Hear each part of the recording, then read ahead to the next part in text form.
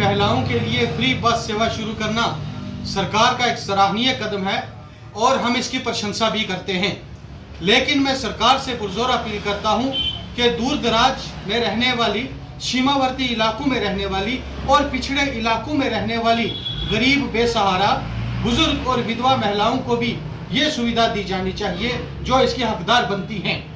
जम्मू और कश्मीर के शहरों की अगर मैं बात करूं तो यहाँ की महिलाएं जो हैं वो पढ़ी लिखी हैं, उनके अपने कारोबार हैं, वो मुलाजिम हैं। लेकिन गांव की जो महिलाएं हैं वो गरीब खानदानों से ताल्लुक रखती हैं, उनकी आर्थिक स्थिति बहुत ही कमजोर है, उनको 2 वक्त का खाना भी नसीब नहीं होता और वो बेसहारा और लाचार महिलाएं हैं, उनको इस सुविधा की बेहद जरूरत है।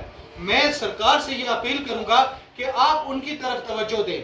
जैसे कि हमारे पुंछ के गांव हुए, हमारे मेंढर के गांव हैं, सुनकोट के गांव हैं, मंडी के गांव हैं, हमारे रजौरी के गांव हैं, सुंदरबानी के गांव हैं, रामबन, किश्तवाड़, पद्रवा के गांव हैं, कठुआ, रियासी, रामबन के गांव हैं।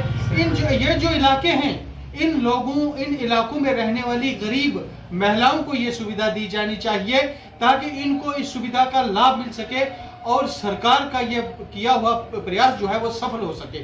मैं पब्लिक वेलफेयर फ्रंट की तरफ से सरकार के इस कदम की फिर से प्रशंसा करता हूं, बेहद काबिले तारीफ है। लेकिन मेरी ये अपील है कि उन महिलाओं को भी सुविधा दी जानी चाहिए।